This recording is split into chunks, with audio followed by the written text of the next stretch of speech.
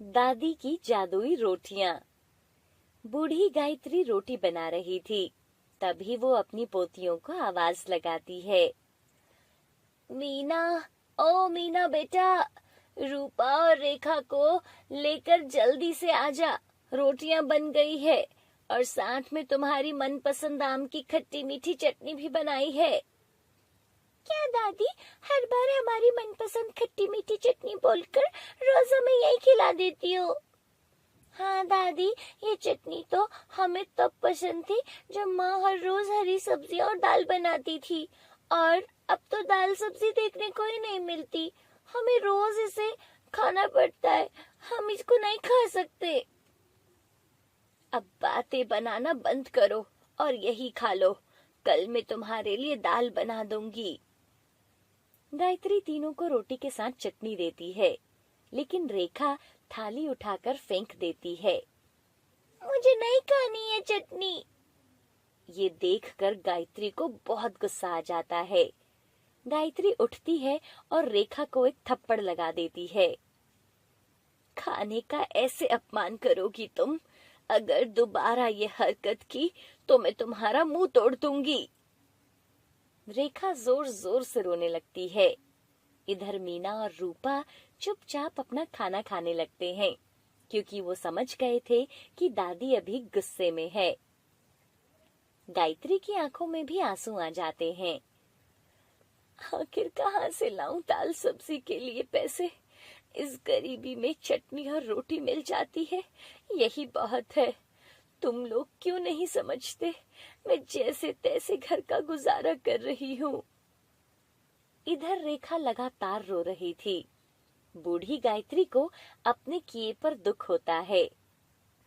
चुप हो जा मेरी बच्ची, आजा, मैं तुम्हें हाथ से अपनी रोटी खिलाती हूँ। नहीं, मैं नहीं खाऊंगी। जिद मत कर मेरी बच्ची, आजा। गायत्री उसे प्यार से अपने पास बिठाती है। आजा मेरी बच्ची, मैं तुझे अपने हाथों से खाना खिलाती हूँ और साथ में कहानी भी सुनाऊंगी। कहानी के नाम पर रेखा गायत्री के हाथ से खाना खाने लगती है। एक बार एक परी पृथ्वी लोक पर घूमने आती है। 2 साल पहले ही गायत्री के बेटे और बहू की एक हादसे में मौत हो गई थी, और तभी से तीनों बच्चियों की जिम्मेदारी बूढ़ी गायत्री पर आ गई थी। वो दिन भर गांव के लोगों के घरों में साफ सफाई का काम करती थी। फिर उससे जो थोड़े बहुत पैसे मिलते थे, उन्हीं से वो अपना और अपनी पोतियों का पेट पाल रही थी। उस गरीब राम के परिवार से परी बहुत खुश हो जाती है, और परी लोक लौटते समय वो परी राम को बहुत सारे जेवर और पैसे देती है। उन जवाहरात और पैसों से गरीब राम की सारी मुसीबतें दूर हो जाती हैं और वो खुशी खुशी रहने लगते हैं। दादी, क्या परियां अभी भी हैं? हाँ बेटा, परियां तो हमेशा रहेंगी। दादी, परियां कहाँ रहती हैं? बेटा, परियां आसमान के ऊपर परीलोक में रहती हैं। क्या वो परी हमें भी पैसे देंगी? अगर परियां हमारे अच्छे व्यवहार से खुश होगी तो वो हमें भी बहुत खुशियां देंगी। इसलिए तो कहते हैं, हमें सबकी मदद करनी चाहिए। ऐसे बातें करते करते तीनों बच्चियां सो जाती है। गायत्री भी बहुत परेशान थी। एक तो बेटा और बहू के जाने का दुख, ऊपर से बुढ़ापा और तीनों बच्चियों की जिम्मेदारी, ये सब गायत्री के ऊपर बहुत भारी पड़ रही थी। हे भगवान, मैं क्या करूं? मुझे कुछ समझ नहीं आता। अब तो इस बूढ़ी को कोई काम भी नहीं देता। ऐसे में बच्चों का पेट कैसे भरूंगी? और कल को मुझे कुछ हो गया तो इनका ध्यान कौन रखेगा? ऐसे ही अकेले अपने आप से बातें करते हुए गायत्री को भी नींद आ जाती है और वो भूखी सो जाती है। ऐसे ही दिन बीत रहे थे। एक सुबह गायत्री रोटियां बना रही थी और तीनों बच्चियां बाहर खेल रही थी। तभी वहां एक गाय आती है जो आकर गायत्री के आंगन में बैठ जाती है। अरे वो देखो, गैया हमारे आंगन में आकर बैठी है। लगता है गैया को भूख लगी है। चल इसको रोटी खिलाते हैं। मैं अभी इसके लिए रोटी लाती हूँ। मीना घर के अंदर रोटी लेने के लिए भागती है। मैं भी गैया को रोटी खिलाऊंगी। मीना के पीछे रेखा भी भागती है। दादी मुझे 2 रोटी चाहिए। अब लगी है तुम्हें भूख। मीना जल्दी से 2 रोटी उठाती है और बाहर भाग जाती है। अरे कहाँ भागी जा रही है, यहाँ बैठकर खा ले और उन दोनों को भी बुला ले। तभी रेखा भी अंदर आती है। दादी मुझे भी रोटी चाहिए। रेखा भी 2 रोटी उठाती है। अरे ये लड़कियां क्या कर रही हैं? रोटियां उठाकर बाहर भागी जा रही हो। अरे सुनो तो सही, साथ में चटनी भी तो ले लो। दादी गैया कोई चटनी खाती है क्या? क्या? गैया? यहाँ गैया कहाँ से आ गई? और तुम सब रोटियां उसको खिला रही हो? अरे ये लड़कियां एक भी बात नहीं सुनती हैं मेरी। इन्हें तो मैं बताती हूँ। तभी मीना और रेखा गैया को रोटियां खिलाती हैं और उसके सर पर हाथ लगाकर उसे प्यार करती हैं। तभी एक औरत उन तीनों बच्चियों को गाय को खाना खिलाते देख रही थी और वो उनके पास आती है। अरे वाह, मेरी गैया को तो तुमने खाना भी खिला दिया। वैसे भूख तो मुझे भी लगी है, क्या मुझे भी खाना खिला दोगी? तभी गायत्री भी वहां आती है। दादी इनको भूख लगी है, आप इनको खाना खिला दो ना। बहुत प्यारी बच्चियां हैं अम्मा जी आपकी। हाँ, मेरी पोतियां हैं। अंदर आ जाओ बेटा, आओ मैं तुम्हें खाना खिलाती हूँ। गायत्री उस औरत को चटनी के साथ रोटी देती है। बेटा ज्यादा तो कुछ नहीं है मेरे पास, बस ये चटनी और रोटी है। भूखे को तो सूखी रोटी भी अच्छी लगती है अम्मा जी। वो औरत खुशी खुशी अम्मा की सारी रोटियां खा जाती है। आह वाह, मजा आ गया अम्मा जी, आपने तो बहुत स्वादिष्ट रोटियां बनाई थी। इसके सामने तो शाही पकवान भी फीके हैं। भगवान आपका भला करे और कभी आपको किसी चीज की कोई कमी ना आने दे। अच्छा अब मैं चलती हूँ अम्मा जी। ऐसा बोलकर वो औरत अपनी गैया के साथ वहां से चली जाती है। दादी मुझे भी भूख लगी है, जल्दी से खाना दो ना। अभी तो सारी रोटियां खत्म हो गई है बेटा, और चटनी भी खत्म हो गई है। मुझे दोबारा रोटियां बनानी पड़ेगी। उसके बाद बूढ़ी गायत्री दोबारा से रोटियां बनाने लगती है। सारी रोटियां फुली फुली बन रही थी। फिर गायत्री अपनी तीनों पोतियों को खाना देती है। अरे वाह दादी, आज आपने आलू प्याज भरकर रोटी बनाई है, ये तो बहुत स्वादिष्ट है।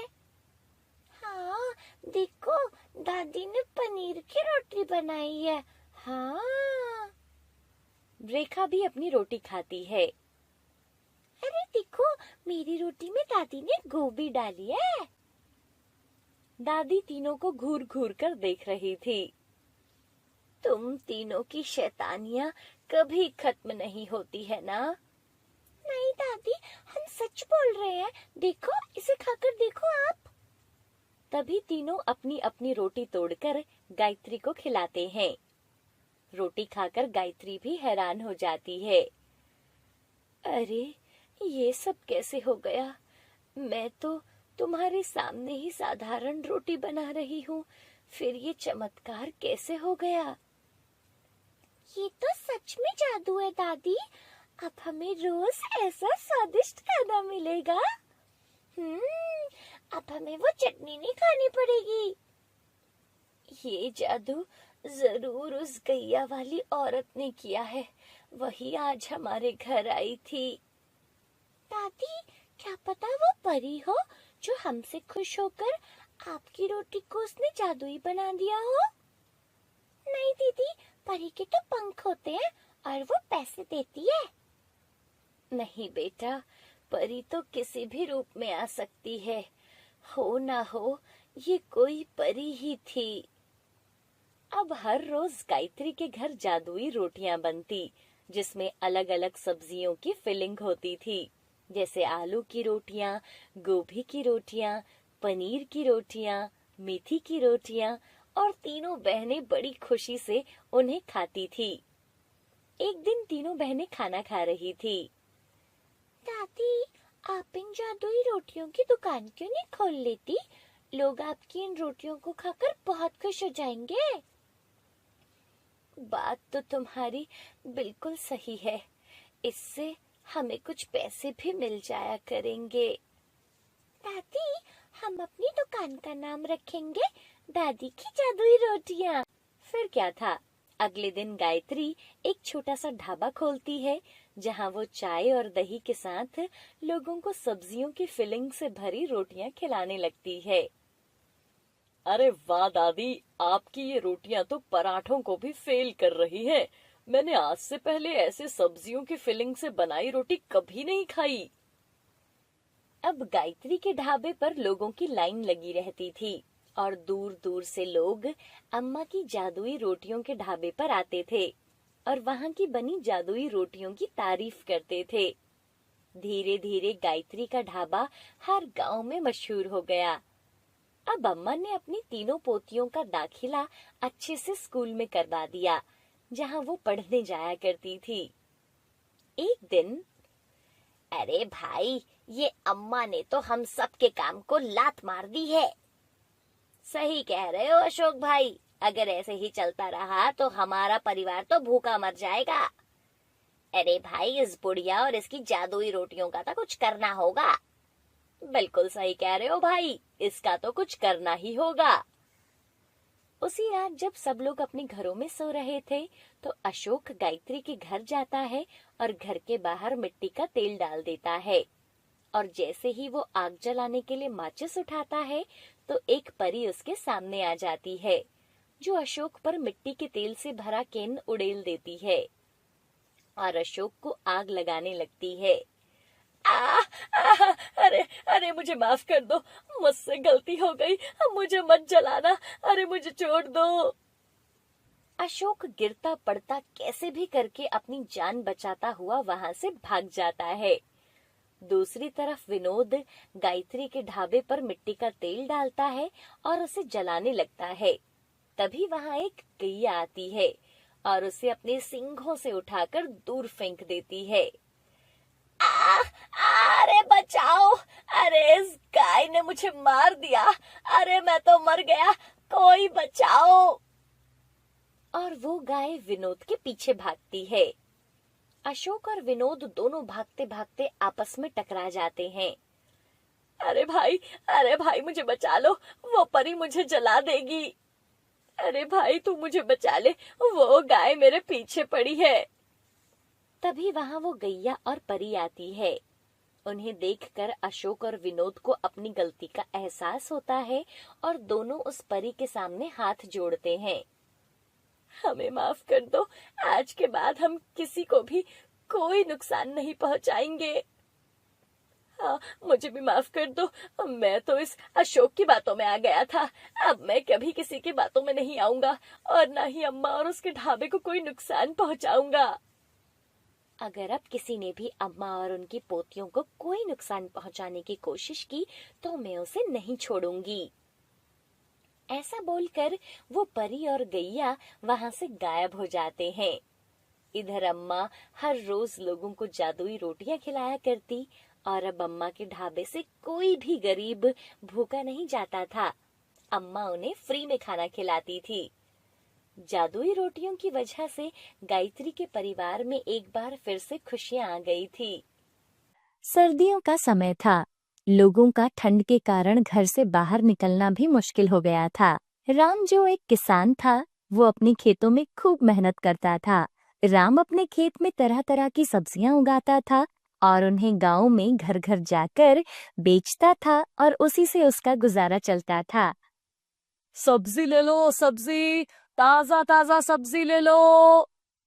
अरे बहन जी, मशरूम लेकर आया हूँ। आप कई बार बोल भी चुकी थी ना, तो आज मैं मशरूम लेकर आया हूँ। हाँ भैया, मुझे 1 किलो मशरूम दे दो और 1 किलो मटर भी कर दो। और सुनो, अदरक भी लाए हो क्या? अरे नहीं बहन जी, अदरक तो नहीं लाया। भैया, अब तो सर्दियां भी शुरू हो गई हैं, अदरक भी ले आना। ठीक है बहन जी, मैं कुछ ही दिनों में अदरक भी रखूंगा। आप अगली बार जब भी मुझसे सब्जी लोगी तो आपको अदरक जरूर मिलेगी। उसके बाद राम आगे बढ़ जाता है और अपनी सब्जियां बेचता है।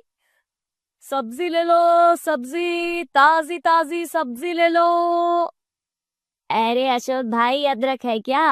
अरे नहीं भाई साहब, आज तो नहीं है, लेकिन अगले हफ्ते तक मैं अपने खेत से अदरक निकालना शुरू कर दूंगा। फिर आपको ताजा अदरक मिल जाएगा, जितना मर्जी ले लेना। हाँ हाँ, ले आना। मेरी माता जी को सर्दियों में अदरक की सब्जी खाना बहुत पसंद है, और वो भी तुम्हारी खेत की देसी खाद में तैयार हुई होगी, तो बात ही क्या है। उस दिन राम को बहुत ही ग्राहकों ने अदरक के लिए टोका था। वो आदमी सब्जी लेता है और अपने घर चला जाता है। राम भी पूरा दिन सब्जियां बेचकर शाम को अपने घर आता है। कमला, आज बहुत लोगों ने अदरक के बारे में पूछा था। मैं सोच रहा हूँ कि इस हफ्ते ही अदरक की फसल निकाल लेते हैं। लगता है इस बार अदरक की अच्छी बिक्री हो जाएगी। सर्दियों में लोग अदरक खाना खूब पसंद करते हैं। अदरक बेचकर अच्छे पैसे आ जाएंगे, तो इस साल चांदनी के लिए भी कोई अच्छा सा लड़का देखकर उसकी शादी कर देंगे। हाँ जी, आप बिल्कुल ठीक कह रहे हो जी। आपने ना बहुत सही किया जो इस बार अदरक उगा दी। बस चांदनी की शादी हो जाए तो हमारी सारी चिंताएं दूर हो जाएंगी। तभी राम को बाहर से कोई आवाज लगाता है। राम बाहर आता है तो बाहर सेठ और उसके कुछ आदमी आए हुए थे। आइए सेठ जी, मैं तो खुद आपके पास मिलने आने ही वाला था। अरे मुझे सब पता है, तू मुझसे मिलने नहीं आने वाला था, मुझे ही तेरे पास आना पड़ता है।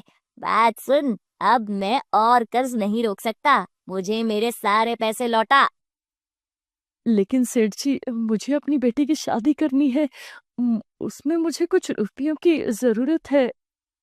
अरे तू मेरे 10,000 रुपए वापस कर दे, वरना अच्छा नहीं होगा। पर सेठ जी, मैंने तो आपसे 5,000 रुपए लिए थे।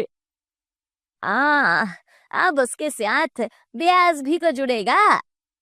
सेठ जी, मैंने तो आपसे 1 साल की मोहलत मांगी थी।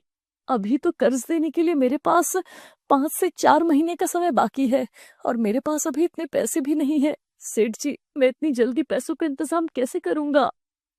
अरे मैं कुछ नहीं जानता, तू कहीं से भी पैसों का इंतजाम कर, मुझे मेरे पैसे वापस चाहिए बस। ऐसा बोलकर सेठ और उसके आदमी वहां से चले जाते हैं। तभी राम के पास इतने पैसे भी नहीं थे कि वो सेठ के सारे पैसे चुका सके। 2 दिन के बाद राम और उसकी पत्नी खेत से अदरक की फसल निकाल रहे थे कि तभी सेठ अपने आदमियों के साथ वहां पहुंच जाता है। अरे हाँ राम, तू मेरे पैसे चुकाने नहीं आया? सेठ जी, अभी पैसे नहीं है। मैं जल्द ही आपके सारे पैसे चुका दूंगा, मैं वादा करता हूँ। सेठ की नजर खेत में रखी अदरक पर पड़ती है। अरे वाह, अदरक तो बहुत बढ़िया है। चलो लड़कों, इसी को बोरियों में भर कर ले चलो। इस अदरक को ही बेचकर सारा कर्ज वसूल किया जाएगा अब तो। मालिक, ऐसा ना कहो। ये अदरक बड़ी मुश्किल से मैंने उगाई है। अगर ये आपने ले लिए तो मैं क्या करूंगा? मेरी 2 से 3 महीने की मेहनत है। सेठ जी, ये मैं थोड़े थोड़े पैसे आपके लौटा दूंगा, मैं वादा करता हूँ। चलो चलो चलो, जल्दी से सारी अदरक को बोरियों में भर लो। राम सेठ के पैरों में गिर जाता है। सेठ जी, मुझ गरीब पर दया कीजिए, मैं आपके पैर पड़ता हूँ सेठ जी। अरे अरे अरे, दूर हटो मुझसे। सेठ जी, ऐसा मत कीजिए। आप इसे ले जाओगे तो हम लोग क्या खाएंगे? अरे ये सब तो उधारी लेने से पहले सोचना चाहिए था ना। मत लेकर जाओ, छोड़ दो सेठ जी, ये हमारी मेहनत है। सेठ का एक आदमी एक डंडा उठाकर कमला के सर पर मारता है। कमला, कमला, तुम ठीक तो हो ना? कमला के सिर से खून निकल रहा था। वो दोनों बहुत गिड़गिड़ाते हैं, लेकिन सेठ और उनके आदमी दोनों की एक नहीं सुनते और सारा अदरक बोरियों में भरकर ले जाते हैं। गांव के सब लोग भी ये सब देख रहे थे, लेकिन सेठ के खिलाफ कोई कुछ नहीं बोलता। सब अपने अपने घरों में चले जाते हैं, लेकिन राम और कमला खेत में बैठे अपनी किस्मत को कोस रहे थे। घर में चांदनी को सारी बात का पता चलता है तो वो भागी भागी खेत में आती है। माँ, बापू, ये सब क्या हो गया? सब कुछ बर्बाद हो गया बेटी। चलो, घर चलो। चांदनी अपने माता पिता को घर पर लेकर आती है। चांदनी भी अपने माता पिता को चिंता में देखकर बहुत दुखी थी। माँ, बापू, चलो कुछ खा लो, मैंने ना दाल चावल बनाए हैं। चांदनी सबको दाल चावल देती है। तभी दरवाजे पर एक बूढ़ी अम्मा खटखटाती है। कोई है क्या? इस बूढ़ी अम्मा को कुछ खाने को दे दो, बहुत भूख लगी है। दाल चावल तो इतने ही थे और पतीले में और दाल चावल भी नहीं है। बिटिया, एक काम कर, मेरी थाली उठाकर उस अम्मा को दे दे। लेकिन बापू, अभी तो आपने कुछ भी नहीं खाया, ये चावल आप उनको दे दोगे तो आप भूखे रह जाओगे ना, और घर में चावल भी नहीं है। बेटा, चांदनी, किसी को ऐसे द्वार से खाली लौटाना ठीक नहीं है, तो उन्हें ये देकर आ, मैं और तेरे बापू एक ही थाली से खा लेंगे। चांदनी दाल चावल बूढ़ी अम्मा को खाने के लिए देती है। अम्मा वहीं द्वार पर बैठकर भोजन करने लगती है। अम्मा, आप ये खाना खाओ, मैं तब तक आपके लिए पानी लाती हूँ। सुनो जी, थोड़े चावल मेरे से भी ले लो, सुबह से आपने कुछ नहीं खाया। मुझे भूख नहीं है कमला, तुम खाना खाओ। ऐसे भूखे रहकर आप खुद को सजा क्यों दे रहे हो? भगवान पर भरोसा रखो, सब ठीक हो जाएगा। राम की आंखों में आंसू आ जाते हैं। भगवान भी हम जैसों का साथ नहीं देता कमला। तुमने देखा ना, ये बड़े लोग हमें कैसे गाय भैंसों की तरह समझते हैं। तुम्हारे सर पर देखो कितना बड़ा घाव कर दिया। पता नहीं अब क्या होगा। अगर उसे बाकी पैसे नहीं दिए तो वो हमारा घर भी हमसे छीन लेगा। मैं तुम्हें लेकर कहाँ जाऊंगा? बस करिए ना, इतना मत सोचो, सब ठीक हो जाएगा। मैंने सोचा था इस बार अपनी बेटी के हाथ पीले कर देंगे, पर मुझे क्या पता था कि सेठ मेरे साथ ऐसा करेगा। अब तो फसल उगने में भी 2 से 3 महीने लग जाएंगे। कुछ समझ नहीं आ रहा क्या करूं। बूढ़ी अम्मा खाना खाते खाते उनकी ये सारी बातें सुन रही थी। बेटा, भगवान तुम्हारा भला करे, तुमने आज मुझे भरपेट खाना दिया है। जीते रहो बेटा, और सुनो, चिंता मत करो, सब ठीक हो जाएगा। ऐसा बोलकर वो बूढ़ी औरत वहां से चली जाती है। और उस रात बहुत तेज आंधी तूफान और बारिश होती है, जिससे सब तरफ पानी ही पानी हो गया था। अगली सुबह जब राम उठा तो उसने देखा कि उसके घर के बरामदे में एक झोली पड़ी थी। अरे, ये झोली किसकी है? लगता है वो अम्मा अपनी झोली यहीं भूल गई है। राम उस झोली को उठाता है और वो देखता है कि उसमें एक अदरक थी। अदरक? अगर कल वो सब नहीं हुआ होता तो हमारा ये घर आज बहुत सारी अदरक से भरा हुआ होता और हमारी सारी परेशानियां दूर हो जाती। राम का ऐसे बोलते ही उसके घर में अदरक ही अदरक आ जाती है। अरे, ये क्या? इतनी सारी अदरक कहाँ से आ गई? कमला, चांदनी, जल्दी बाहर आओ। कमला और चांदनी जैसे ही बिस्तर से उठती हैं तो उनके कमरे में भी अदरक ही अदरक पड़ी हुई थी। हे भगवान, ये सारी अदरक आप कहाँ से लेकर आए हो? क्या अंदर भी अदरक है? राम ये देखकर हैरान था। ये सब क्या हो रहा है? तभी झोली से अदरक निकलकर बाहर आ जाता है। मैं एक जादुई अदरक हूँ और मैं तुम्हारी मदद करने आया हूँ। उस अम्मा ने मुझे यहाँ भेजा है और उन्होंने कहा था कि इन्हें जो भी चाहिए वो सब दे देना। आप बोल रहे थे ना कि अगर सब ठीक होता तो आपके घर में बहुत सारी अदरक होती, इसलिए मैंने आपका घर अदरक से भर दिया है। हाँ हाँ, बहुत बहुत धन्यवाद, बहुत धन्यवाद जादुई अदरक। तुम नहीं जानते कि तुमने मेरी कितनी बड़ी मदद की है। ये तो मेरा काम है, अच्छे लोगों की मदद करना। अब तुम इस अदरक को बाजार में बेच सकते हो और अपने खेतों में भी उगा सकते हो। ये अदरक तुम्हें बार बार उगाना नहीं पड़ेगा। एक बार खेत में बोने के बाद तुम इसे बार बार काट सकते हो। अच्छा, तो अभी मैं चलता हूँ, अम्मा मेरी राह देख रही होगी। लगता है किसी और की मदद करने का समय आ गया है। ऐसा बोलकर वो अदरक झोली से उड़ता उड़ता वहां से चला जाता है।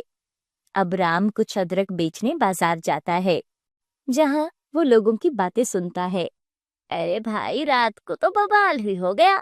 अचानक इतनी तेज आंधी आई कि सेठ के घर पर एक बड़ा सा पेड़ गिर गया और सब कुछ तबाह हो गया। राम को कुछ समझ नहीं आ रहा था कि आखिर ये सब अचानक कैसे हो गया। हो ना हो, ये सब उसी जादुई अदरक का किया हुआ है। अब राम उस अदरक को बहुत अच्छे दाम में बेचता है और ऐसे ही पैसे कमाता है। उस दिन राम को खूब मुनाफा होता है। राम वही अदरक खेत में भी बोता है। उसके बाद उसके खेत में बहुत अच्छी अदरक होती है। कुछ समय के बाद राम और कमला एक अच्छा सा लड़का देखकर धूमधाम से चांदनी की शादी करते हैं। राम हर बार बहुत सारी अदरक बाजार में लेकर जाता था और हमेशा उसे अच्छा मुनाफा होता था। धीरे धीरे राम और कमला की सारी गरीबी दूर हो जाती है और चांदनी भी अपने ससुराल में चली जाती है, जहां वो बहुत खुश थी।